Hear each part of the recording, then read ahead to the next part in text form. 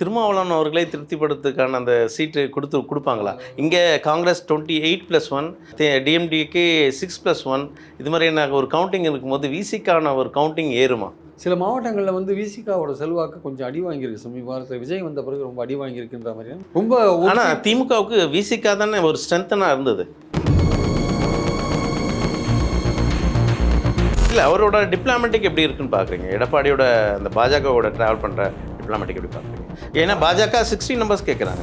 ரெட்டலையே ரெண்டாக பிரிஞ்சு கிடக்கு. ஒரு இலையில் பாஜக இருக்குது, தினகரன் இருக்கார், வாசன் இருக்காருன்னு ஒரு இலை அப்படி இருக்குது. ஒரு இலையில் இந்த முறை சீமான் சட்டமன்ற தேர்தலில் கால் பதிப்பாரா? கண்டிப்பாக அவர் ஒருத்தராவது இந்த வாட்டி வின் பண்ணணும். அவர் அசம்பிளியில் போகணும் ஆக்சுவலாக அந்த வாட்டி. ஏன்னா வந்து அவர் வெளியிலேயே குரல் கொடுத்துருக்காரு. கிட்டத்தட்ட 4வது எலெக்ஷனை பார்க்குறாரு. அவர் வாக்கு வங்கியை 1, 3, 5, 8ன்னு கொண்டாந்துட்டாரு. இந்த வாட்டி அவருக்கு விஜய் வந்ததுனால கொஞ்சம் வாக்கு வங்கி குறையறதுக்கான வாய்ப்பு இருக்குது. பட் அவர்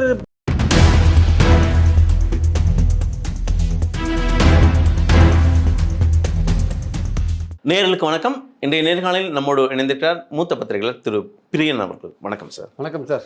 தேர்தல் களம் ஒரு வித்தியாசமான தேர்தல் களமாக இருக்குது. இன்றைக்கி தமிழ் தேசியம் ஒரு இடத்துலையும், திராவிட கட்சிகள் ஒரு இடத்துலையும், குறிப்பாக இந்த சினிமா மோகத்தில் இருக்கிற தாவேகா, இந்த தேர்தல் எப்படி இருக்கும் சார்? இன்றைக்கி ஒரு காங்கிரஸ் தரப்பில் ஒரு விதந்தாவாதம் பண்ணி இன்றைக்கி மீண்டும் திமுகவில் கூட்டணியில் இணைஞ்சிருக்காங்க.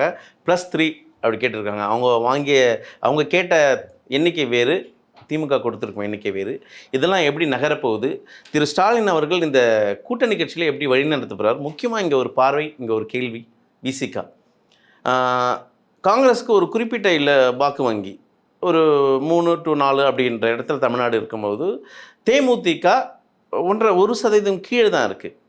இப்போ அவங்களுக்கான சீட்டெல்லாம் கொஞ்சம் அதிகமாகவே தான் கொடுத்துருக்காங்க. விசிகாவை கம்பேர் பண்ணும்போது திருமாவளவனோட நிலைப்பாடு என்னவாக இருக்கும்? இல்லை, அதாவது வந்து இப்போ காங்கிரஸுக்கு வந்து 2014 4.3% ஓட்டு தான் தனியாக நின்றபோது வாங்கினாங்க. அதனால் காங்கிரஸுக்கு என்ன பெரிய ஓட்டு இருக்குது அப்படின்னு ஒரு கேள்வி எல்லோரும் எழுப்பலாம். ஆனால் பட் காங்கிரஸை பொறுத்த மட்டும் ஓட்டு வந்து முக்கியம் இல்லை. காங்கிரஸ் அந்த அணியில் இருந்தால் அது வந்து ஒரு மதச்சார்பற்ற அணி, மோடியை எதிர்க்கிற அணி, பிஜேபி எதிர்க்கிற அணின்றதில் அது ஒரு கட்டமைக்கப்பட்ட ஒரு முறையான அணி, ஒரு வலிமையான அணின்ற ஒரு பேர் அது பெரும். ஆக்சுவலாக மைனாரிட்டிகளுக்கு நம்பிக்கையை கொடுக்குற ஒரு அணியாக அது அமையும் ஆக்சுவலாக. அதனால் வந்து காங்கிரஸ் இருக்கிறது வந்து ஒரு கௌரவமான ஒரு மரியாதையான ஒரு தோற்றத்தை வந்து அது அணிக்கு கொடுக்கும், வாக்காளர்களை கொண்டு சேர்க்கும். காங்கிரஸ் தனியாக நின்னா கூட அந்த வாக்கு கிடைக்காது. அது ஒரு கூட்டணியில் சேரும்போது கூட்டணி பலம் அதிகரிக்கும் ஆக்சுவலாக. அதனால் அந்த அணியை வந்து காங்கிரஸ் போகிறத வந்து திமுக விரும்பலை ஆக்சுவலாக. அதனால தான் வந்து அவங்க எப்படியாவது கஷ்டப்பட்டு கொண்டு சேர்க்குறாங்க. ஒரு 3 சீட்டு கூட கொடுக்குறாங்க. அவங்க கேட்குற 35 சீட் கொடுக்க முடியாது, 40 சீட் கொடுக்க முடியாது. பட் 3 சீட் கொடுக்கலான்னு 3 சீட் கொடுத்து ஒரு ராஜ்யசபா கொடுக்குறாங்க. ஏன்னா அதோட இம்பார்ட்டன்ஸ் வந்து எப்படி தெரியும்னா, வாக்கு வலிமையை வச்சு பார்க்கக்கூடாது. அந்த அணியில் அது இருக்கும் பொழுது அது ஒரு நேஷனல் லெவலில் இருக்கிற ஒரு பார்ட்டி, அது ஆன்டி பிஜேபி பார்ட்டி, ஆன்டி மோடிக்கு எதிராக களமாடுகிற ஒரு பார்ட்டி. 2வது திமுகவும் காங்கிரஸும் இந்தியா கூட்டணியில் வலிமையான ஒரு அணிகளாக இருக்காங்க, 2 கட்சிகளாக இருக்காங்க.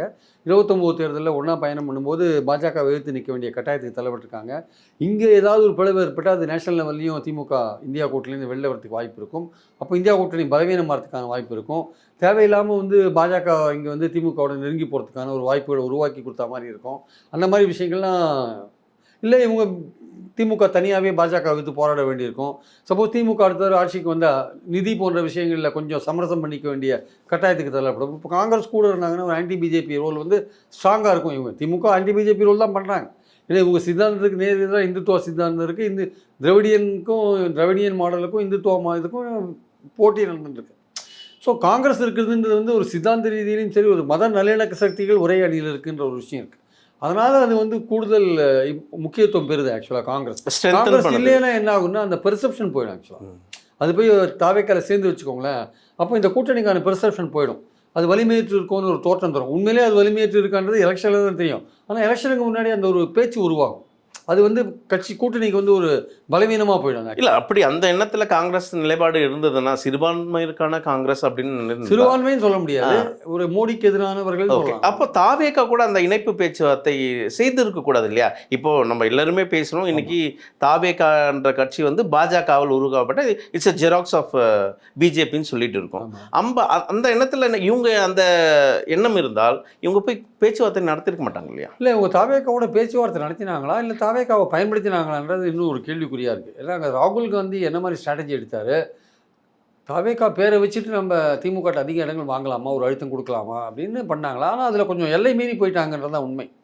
ஏன்னா இல்ல எங்களுக்கு ஒரு கேள்வி இல்ல இங்க தமிழ்நாடோட காங்கிரஸ் வந்து பிளாக்மெயில் பண்ணி தான் இந்த கூட்டணிக்கு திமுக கூட்டணிக்கு எடுத்துட்டு வந்தாங்க. ராகுலோட நிலைப்பாடே வேற வந்திருக்கு. ராகுலை திருப்திப்படுத்த முடியவில்லை. இது நேரடியாக சோனியா காந்தி மூலியமாகத்தான் சிதம்பரம் அவர்கள் பேச்சுவார்த்தை நடத்தி இந்த முறை காங்கிரஸ் திமுகவிலிருந்து வெளியேறினால் நம்ம அவ்வளோதான். ஏற்கனவே பல மாநிலங்களில் இழப்பு நேரிட்டது.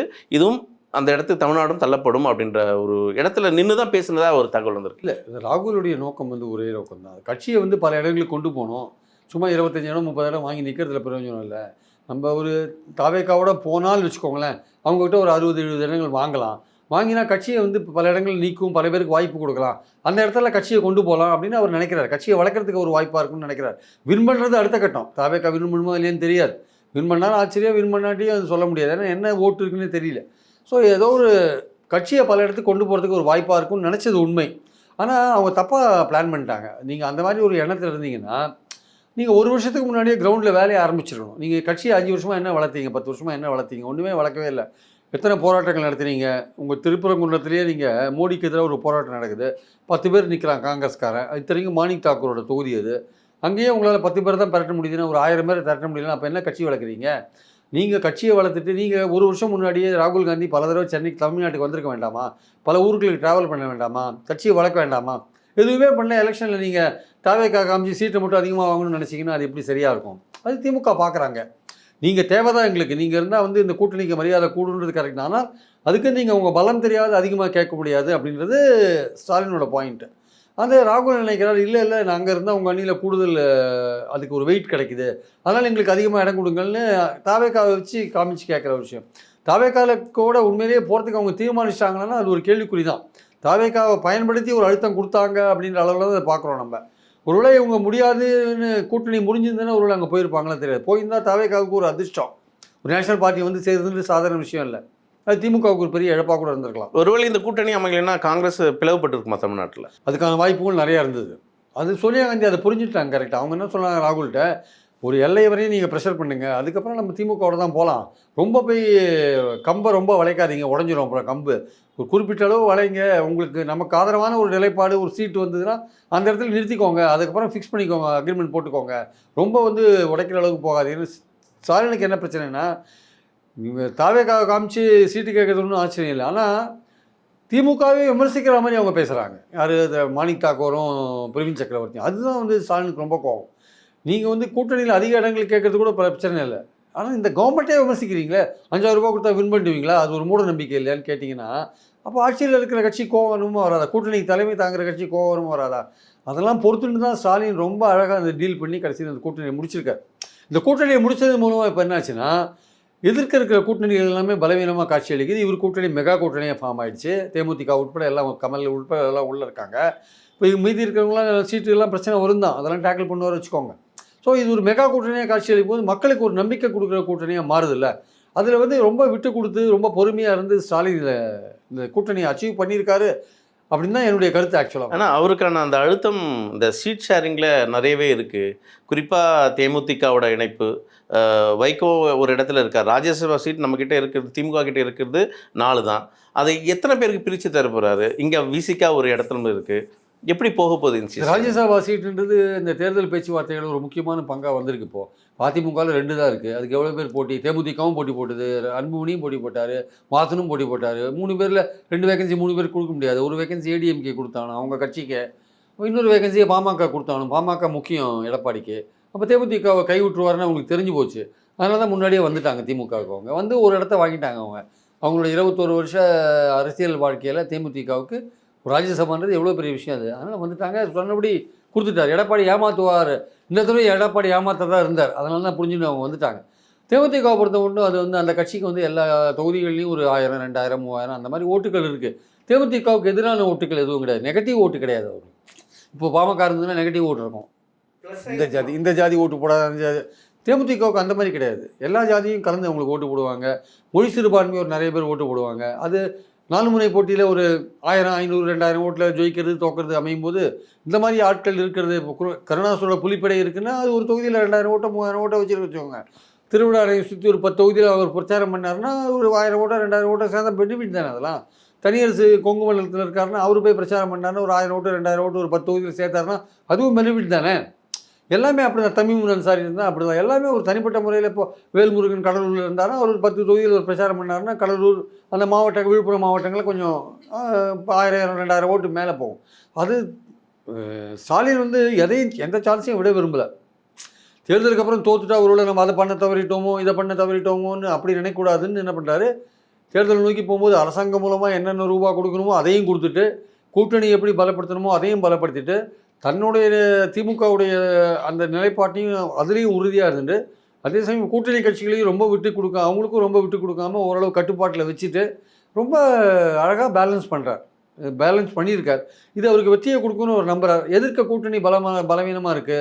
அதிமுக என்ன நினைக்குது, திமுக மேலே மக்கள் வெறுப்பாக இருந்தால் நமக்கு ஓட்டு போடுவாங்கன்னு நினைக்குது.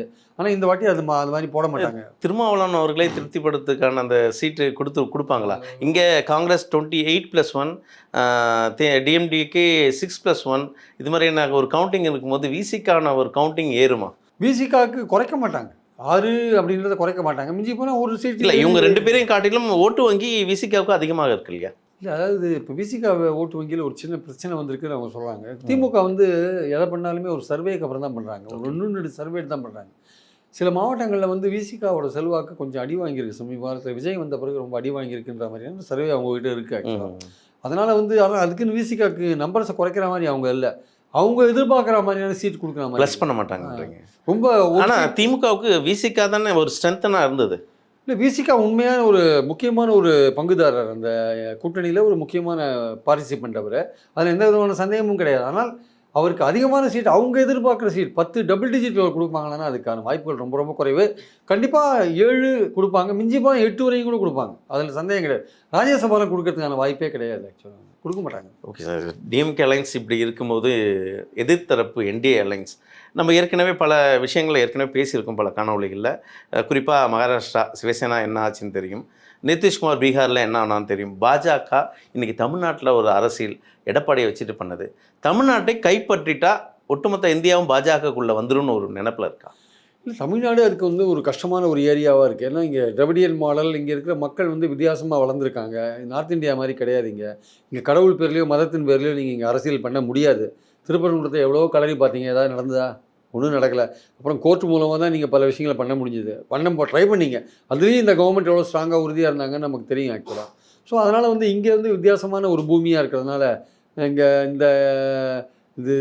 இங்கே வந்து பாஜகவுடைய அந்த நேக்ஸ்லாம் அவங்களுடைய அந்த ஸ்ட்ராட்டஜி வந்து எடுபட மாட்டேங்குது. ஸோ இன்னொரு கட்சியை பிடிச்சிட்டு அது வழியாக மேலே வருது. இங்கே இன்னொரு திராவிட கட்சியை பிடிச்சிட்டு அது வழியாக மேலே வருது. இப்போ பாஜகவுக்கு இன்னொரு பிரச்சனை என்னென்னா, அதிமுகவை வீக்கானா கூட நம்ம வீக் ஆகிக்கிட்டு அந்த இடத்துல நம்ம போகலான்னு அவங்க நினச்சாங்க. இப்போ அதிமுக வீக்கானா அந்த இடத்துல தாவேக்கா வந்து உட்காரும் போல இருக்குது. அதுலேயும் பாஜகவுக்கு சான்ஸ் மிஸ்ஸாக இருக்குது. அதனால் அவங்க என்ன யோசிக்கிறாங்க, சரி நம்ம இந்த தடவை வந்து நம்ம வந்து அதிமுக ஆட்சிக்கு வந்தால் பெட்டர், அந்த ஆட்சியில் பங்கு பெற்று நம்ம ட்ரை பண்ணி பார்க்கலாம். இல்லாட்டி நம்ம வந்து என்ன கிடைக்குதோ கிடைக்கட்டும். ஏன்னா எடப்பாடி வந்து தன்னோட கூட்டணியும் பலப்படுத்த மாட்டேன்றாரு, தன்னோட கட்சியும் பலமாக வச்சுக்க மாட்டேன்றாரு அப்படின்னு அவங்களுக்கு ஒரு வருத்தம் இருக்குது. இல்லை, அவரோட டிப்ளமேட்டிக் எப்படி இருக்குன்னு பார்க்குறீங்க? எடப்பாடியோட அந்த பாஜகவோட ட்ராவல் பண்ணுற டிப்ளமேட்டிக் எப்படி பார்க்குறீங்க? ஏன்னா பாஜக 60 நம்பர்ஸ் கேட்குறாங்கன்னு நினைக்கிறேன். எங்கள் மொத்தமாக 64 சீட் என்கிட்ட கொடுத்துருங்கன்றாங்க. நீங்கள் 170 போட்டி போடுங்க, 64 எங்ககிட்ட கொடுத்துருங்க, நாங்கள் பார்த்து எல்லாருக்கும் கொடுக்குறோன்றாங்க. ரெட்டலையே 2 பிரிஞ்சு கிடக்கு. ஒரு இலையில் பாஜக இருக்குது, தினகரன் இருக்கார், வாசன் இருக்காருன்னு ஒரு இலை அப்படி இருக்குது. ஒரு இலையில் அதிமுக இருக்குது, பாமக இருக்குது, புரட்சி பாரதம் இருக்குது, பெருந்தலைவர் மக்கள் கட்சி இருக்குதுன்னு அப்படி போகுது. 2 இலையாக பிரிஞ்சு கிடக்கு. இந்த இலையில் போடுறதெல்லாம் நீங்கள் சாப்பிட்டுக்கோங்க, அந்த இலையில் நாங்கள் சாப்பிட்டுக்கிறோம் அப்படின்ற மாதிரி இந்த பந்தி தனித்தனியாக போட்டுருக்காங்க. அங்கே அமித்ஷா வந்து டெல்லி கூப்பிட்டு பேசுகிறாரு. அது இங்கே இருக்க அதிமுக தான் கூட்டணிக்கு தலைமை தாங்கிற கட்சி. ஆனால் அமித்ஷா டெல்லி கூப்பிட்டு பேசுகிறார். இவர் டெல்லிக்கு ஓட வேண்டிய நிலையில் இருக்கார். அப்போ இவ்வளோ பலவீனமாக இருக்கார் பாருங்கள். அங்கே ஜெயலலிதா இருக்கும்போது எல்லாம் ஜெயலலிதா வீட்டுக்கு ஓடுவாங்க, இல்லை அதிமுக ஆஃபீஸ்க்கு வருவாங்க. இப்போ என்னன்னா இவர் டெல்லிக்கு போகிறார், டெல்லிக்கு போய் பேசுகிறார். இங்கே வந்து மோடி சொல்கிறார் நாளைக்கே முடிங்கன்றார். பியூஷ் கோயல் எல்லாரையும் உட்கார வச்சுன்னு பேசுகிறார். ஒரு பேச்சுவார்த்தைன்னா அதிமுக குழு ஒன்று இருக்கும், இன்னொரு கட்சி குழு இருக்கும், 2 குழு பேசும். இங்கே என்னன்னா ஆமாம் பியூஷ் கோயல் எல்லாரையும் வச்சுருக்காரு, தினகரன் உட்காந்துருக்கார், அன்புமணி உட்காந்துருக்கார், எல்லாரையும் உட்கார வச்சு சீட் சம்மந்தமாக பேசுகிறாங்க, ஸ்ட்ராட்டஜி சம்மந்தமாக பேசுகிறாங்க. இப்போது யார் இப்போ முடிவு எடுக்கிறாங்க, யாருக்கு எவ்வளோ கொடுக்கணும்னு யார் முடிவு எடுக்கிறாங்க அதுவே தெரியல. கேட்டால் வந்து எடப்பாடி ரொம்ப ஸ்ட்ராங்காக பார்கெயின் பண்ணுவார், அவர்கிட்ட எதுவும் நடக்காதுன்றாங்க. பார்க்கணும், வெயிட் பண்ணி பார்க்கணும். போன வாட்டி 20 கொடுத்தாங்க, இந்த வாட்டி 20ஓட நிற்க மாட்டாங்க. ஏன்னா காங்கிரஸே திமுக 28 வாங்கிடுச்சு. அதனால் அதை காமிச்சாவது 30 குறைஞ்சபட்சம் 30வது கேட்பாங்க. இவர் எவ்வளோ அதிகமாக கொடுக்குறாரு தெரியல. அதனால் வந்து பாஜக தரப்பில் என்ன சொல்கிறாங்க, ஹோல்சேலாக பேசுகிறாங்க. எங்களுக்கு மொத்தமாக இவ்வளோ கொடுத்துருங்க, நாங்கள் பார்த்துக்குறோம். நீங்கள் வந்து உங்களோட இதை மட்டும் பார்த்துன்னு போங்க. நீங்கள் 170 இடங்கள் நில்லுங்க. அவங்க இன்னொரு ஐடியாவும் பண்ணுறாங்க. எப்படியாவது தாவேக்காவை உள்ளே இழுக்க முடியுமா அப்படின்ற ஒரு எண்ணமும் அமித்ஷாட்ட இருக்குது போல இருக்குது. ஏன்னா தாவேக்காவை இழுத்துன்னு வந்துட்டு அதுக்கு ஒரு 50 சீட் கொடுத்தா அதிமுக போட்டி போடுற இடம் கம்மியாயிடும். சப்போஸ் நம்ம வின் பண்ணால் கூட கூட்டணி ஆட்சி அமையும். அந்த ஆட்சியில் நம்ம ஒரு பங்கு வரலாம். முதல்ல அப்படி தான் உள்ள நுழைவாங்க பாஜக. ஒரு சின்ன ஒரு அமைச்சரை வாங்கிட்டு உள்ளே போவாங்க. அப்படி கொஞ்சம் கொஞ்சமாக அப்படியே மாற்றிட்டு அங்கே மத்தியில் ஆட்சியில் இருக்கிறதுனால அப்படியே என்டையர் ஆட்சியும் கவர் பண்ணுவாங்க. இப்போ நிதிஷ்குமாருக்கு நேர்ந்த கதி தான் நடக்கும் எல்லாருக்கும். நாளைக்கு மகாராஷ்டிராவில் ஷிண்டேக்கு அந்த கதி தான் வரப்போகுது. அஜித் பவார் ஷிண்டேக்கெலாம் நாளைக்கு வந்துடும் அந்த கதி. இன்னும் ஒரு 6 மாதத்தில் பாருங்கள் அங்கேயும் மாறிடும். அடுத்தது அங்கே தான் பண்ணுவாங்க. அந்த நிலைப்பாடு தமிழ்நாட்டுக்கு வாய்ப்பு இருக்கா? தமிழ்நாட்டுக்கு எப்போ வரும்னா அதிமுக ஆட்சிக்கு வந்து பாஜகவை சேர்க்குறாங்க பார்த்தீங்களா, அப்போ அந்த நிலைப்பாடு வரும். அப்போ அந்த நிலைப்பாடு வந்தால் இங்கே இருக்கிற ஒரே ஆறுதல்னா திமுகன்ற கட்சி எதிர்க்க இருக்கிறதுனால அது சரிசமமாக ஒரு போட்டி போடுறதுக்கான வாய்ப்புகள் இருக்குது. அதனால தான் வந்து ஈவன் இப்போ அதிமுகவில் இப்போ இருக்கிறவங்க கூட பெரும்பாலும் திமுகவுக்கு ஏன் வராங்கன்னா, இந்த பாஜகவோட சேர்ந்து போகிறதுனால நாளைக்கு இந்த மாதிரியான ஒரு நிலைமை வந்துன்னா அது பாஜக அதிமுக கபலீகரம் பண்ணிட்டா என்ன பண்ணுறதுன்னு அந்த எண்ணத்தில் கூட திராவிட இயக்கத்துக்கு திமுகவுக்கு வரத்துக்கான ஒருத்தர் இது மாதிரி தான் சொன்னார். சார் இவங்க பாஜகவோட போகிறத பார்த்தா அந்த கட்சி இவங்களை கபலீகரம் பண்ணிட்டு போல இருக்குது, அதுக்கு பதிலாக நம்ம திமுகவே போயிடலாம் சார் அப்படின்ற மாதிரி சொல்கிறார் அவர் ஆக்சுவலாக. ஸோ அந்த மாதிரி ஒரு எண்ணமும் சில பேருக்கு இருக்குது. இருந்தாலும் அதிமுக ஆட்சிக்கு வருமானு தெரியாது. வந்து அதுக்கப்புறம் வந்து அதில் பாஜக பங்கு பெற்று இப்போது அதிமுக பாஜக இப்போ இருக்கிற அமைச்சிருக்கிற அணி வந்து திமுக அணியோட போட்டி வின் பண்ணுமா, ஆட்சியை பிடிக்குமான்றது ஒரு சந்தேகமாக இருக்குது. ஒருவேளை எதிர்பாராத விதமாக தாவேக்காவை இழுத்துட்டாங்க வச்சுக்கோங்க, பாஜகவும் அதிமுகவும் தாவேக்காவை இழுத்துட்டாங்க வச்சுக்கோங்க, அது கொஞ்சம் டஃப்பாக இருக்கும் போட்டி. அந்த சமயத்தில் அவங்க ஆட்சிக்கு வந்தாங்கன்னா அப்போ பாஜக உள்ளே வந்துடும். அந்த மாதிரி நிலைமை வருமா இல்லையான்னு தெரியாது. தாவேக்கா போகிறதுக்கான வாய்ப்புகள் ரொம்ப ரொம்ப கம்மி. அது நடக்கிறதுக்கான வாய்ப்புகள் ரொம்ப, ஆனால் ட்ரை பண்ணுறது உண்மை. அமித்ஷா போன்றவர்கள் சிபிஐ இன்கொயரியை பயன்படுத்தியோ இல்லை வேறு விதத்திலோ ப்ரெஷர் அப்ளை பண்ணுறாங்க விஜய்க்கு. அவர் வருவாரோ இல்லையே தெரியாது. அவர் என்ன நினைக்கிறாரு, நம்ம இப்போவே முதலே போயிட்டா அப்புறம் நம்ம கொள்கை எதிரி பாஜகன்னு சொல்கிறதே அர்த்தமில்லாத போயிடணும்னு அவர் நினைக்கிறாரு. அதனால் அது வந்து நடக்குமா இல்லையான்னு தெரியாது. ஸோ இந்த சூழலில் வந்து அதிமுக பாஜக அணி வந்து ஆட்சிக்கு வருதுன்றது ஒரு கேள்விக்குறியான விஷயமா இருக்குது. காரணம் வந்து விஜய் ஓட்டை பிரிக்கிறது தான். விஜய் பெரும்பாலும் அவங்க ஓட்டு திமுக எதிர்ப்பு ஓட்டை அவர் பிரிக்கிறதுனால இவங்க ஆட்சிக்கு வருவாங்களாம் டவுட்டாக இருக்குது. ஒரு பக்கம் நாம் தமிழர் சீமானும் பிரிக்கிறத வச்சுக்கோங்களேன். அதனால் இப்போ இருக்கிற லெவலில் திமுகவுக்கான வாய்ப்புகள் 4 முனை போட்டியில் கொஞ்சம் அதிகமாக இருக்கிறத நம்ம பார்க்குறோம். ஒரு மெகா கூட்டணி அமைச்சு பல பேருக்கு இந்த ரூபா கொடுக்குற விஷயங்கள் போன்ற விஷயங்கள்லாம், உரிமை தொகையெல்லாம் கொடுக்குறது, இந்த சிறப்பு தொகையெல்லாம் கொடுக்குறதெல்லாம் பார்க்கும்போது ஓரளவுக்கு எலெக்ஷனில் வின் பண்ணுற ஸ்ட்ராட்டஜியை ஒழுங்காக பண்ணுறாங்களோ திமுகன்ற எண்ணம் வருது. ஆனால் அதே ஒரு முன்னெடுப்பு வந்து இவங்க அதிமுகட்ட இல்லை ஆக்சுவலாக. இப்போ இதுவரை 2 பெரிய திராவிட கட்சிகள் இந்த நிலைமைக்கு இருக்காங்க. அடுத்து சீமான், பிறகு தாவேகா தலைவர் விஜய். இவங்களோட நிலைப்பாடு எப்படி சார்? இந்த முறை சீமான் சட்டமன்ற தேர்தலில் கால் பதிப்பாரா? இல்லை, கண்டிப்பாவர் அவர் ஒருத்தராவது இந்த வாட்டி வின் பண்ணணும். அவர் சிவகங்கையில் போட்டி போடுறாரு, காரைக்குடியில் போட்டி எங்கே போட்டி போடுறாரு, காரைக்குடியில் போட்டி போட்டால் சப்போஸ் வந்து அவர் வின் பண்ணுறதுக்கான அவர் அசம்பிளியில் போகணும் ஆக்சுவலாக அந்த வாட்டி. ஏன்னா வந்து அவர் வெளியிலேயே குரல் கொடுத்துட்டுருக்காரு. கிட்டத்தட்ட 4வது எலெக்ஷனை பார்க்குறாரு. அவர் வாக்கு வங்கியை 1, 3, 5, 8ன்னு கொண்டாந்துட்டார். இந்த வாட்டி அவருக்கு விஜய் வந்ததுனால கொஞ்சம் வாக்கு வங்கி குறையிறதுக்கான வாய்ப்பு இருக்குது. பட் அவர் போட்டி போடுற தொகுதியில் அவர் வின் பண்ணுறதுக்கான முயற்சி எடுக்கணும். அவர் இப்போ எந்த தொகுதியில் நிற்கிறாரு, அவருக்கு எதிராக யார் நிற்கிறாங்க, அந்த சமயத்தில் அலை எப்படி அடிக்குதுன்றதுலாம் தெரியாது. ஏன்னா ஒரு அலை இந்த மெகா கூட்டணி டிஎம்கே ஃபார்ம் பண்ணதுனால இது எப்படி சுச்சுவேஷன் போகும்னு தெரியாது. அதே மாதிரி அதிமுக கூட்டணி அதிமுக பாஜக தினகரன் அவங்களுடைய இது எப்படி இருக்கும், சவுத்தில் நின்றாருன்னா ஒருவேளை அங்கே தினகரன் ஓட்டை எல்லாம் பிரிக்கிறதுக்கான வாய்ப்புகள் இருக்குது, அதிமுக ஓட்டை பிரிக்கிறதுக்கான வாய்ப்பு இருக்குது. ஸோ அதனால் அங்கே எப்படி இருக்கும்னு நம்ம சொல்ல முடியாது. அதனால் அவர் நிற்கிற தொகுதியை பொறுத்து தான் அது இருக்குது. போன வாட்டி திருவொற்றியூரில் நின்றார், அவர் தோத்தார். ஸோ இந்த வாட்டி அவர் சவுத்தில் எங்கே டீப் சவுத்தில் நின்றாருன்னா அங்கே ஓட்டுகள் எப்படி பிரியுன்றதை பார்க்கணும். இவருக்கான ஓட்டுகள் விழும், அது வெற்றி பெற அளவுக்கு அவர் ஓட்டுகள் அங்கே இருக்கா இல்லையான்னு தெரியாது. அப்போ நடுநிலை மக்கள் இவருக்கு ஓட்டு போடணும். நடுநிலை மக்கள் திமுக கூட்டணி அதிமுக கூட்டணி விஜய் கூட்டணியை விட்டு 4ஆவதா இவருக்கு போடுவாராங்கன்னா அது ஒரு கேள்விக்குறி. அப்போ சீமான லீடர்ஷிப் குவாலிட்டிக்காக அவருக்கு போட்டானோ அந்த அளவுக்கு அவர் வந்து அந்த தொகுதியில் வந்து பெறுவாரா என்பது அவர் போட்டி போடுற தொகுதியை பொறுத்து இருக்கு. ஆக்சுவலாக விஜய் எப்படி சார் பார்க்குறீங்க? இல்லை, விஜயை பொறுத்த மட்டும் அவர் வந்து அவரோட ரசிகர்கள் இருக்காங்க, அவர் ஓட்டு போடுவாங்க. ஆனால் தனித்து ஒரு தொகுதியில் அவரால் வெற்றி பெற அளவுக்கு ஓட்டு வாங்குவாரான்னு டவுட்டு தான். ஒரு தொகுதியில் ஒரு 1 லட்சம் ஓட்டு வாங்கினா வெற்றி பெற முடியும்னா அவர் 30,000 40,000 ஓட்டு வாங்குவார். அவர் ரசிகர்கள் அவர் கூட தான் இருப்பாங்க. ஏன்னா அவங்க பேசுகிறதெல்லாம் பார்த்தா அப்படி தான் இருக்குது. அவங்க அவர் என்ன அநியாயம் பண்ணாலும் அவர் கூட தான் இருப்பாங்க போட்டுருக்கு. இல்லை, அவர் வந்து அவருக்கு தான் எங்கள் ஓட்டுன்னு தீர்மானமாக இருக்காங்க. ஆனால் மற்ற நடுநிலையாளர்கள் ஓட்டுன்னு அவர் கிடைக்கிறது வந்து கொஞ்சம் அந்த வாய்ப்புகள் குறைஞ்சிட்டே இருக்குது கொஞ்சம் கொஞ்சமாக. அதனால் அவருக்கு ரசிகர்கள் ஓட்டு போட்டால் கூட அதிகபட்சமாக ஒரு தொகுதியில் 40,000 30,000 தான் வாங்குவார். அவருக்கு யாருமே வந்து கூட்டணி யாரும் அவர் கூட வராதனால அவர் வந்து ஓட்டை பிரிக்கிற ஒரு வேலையை தான் செய்வார். அந்த ஓட்டுக்கள்லாம் திமுக, அதிமுகவுக்கு போய் இந்த அதிமுகவுக்கு போன ஓட்டுகளையும் போய் இந்த ஓட்டுகளையும் பிரிப்பார்.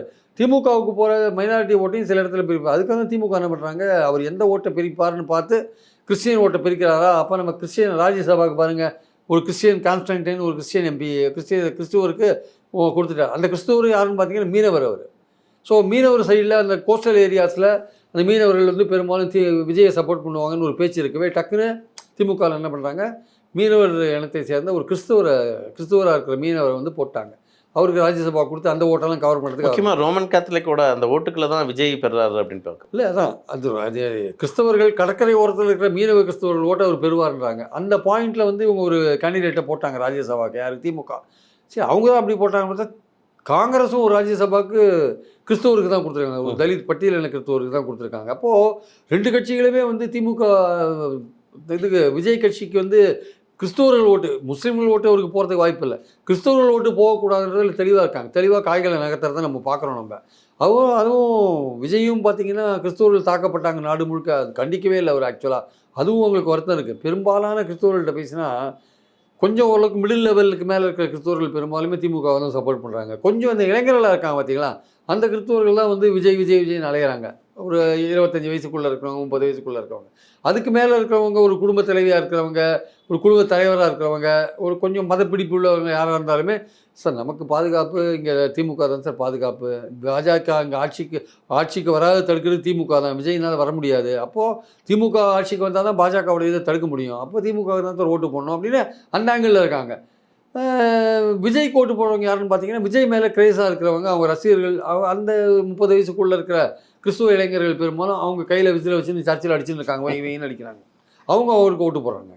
தமிழ்நாட்டோட தேர்தல் களம் மிக தெளிவான பார்வை மக்களை கொடுத்தீங்க. பார்ப்போம், வாக்கு வங்கி தராசுன்ற ஒரு இடம் மக்கள் கையில் இருக்குது. யார் வெற்றி பெற போகிறாங்க? உங்கள் நேரத்துங்கிறதுக்கு மிக்க நன்றி. தேங்க்யூ.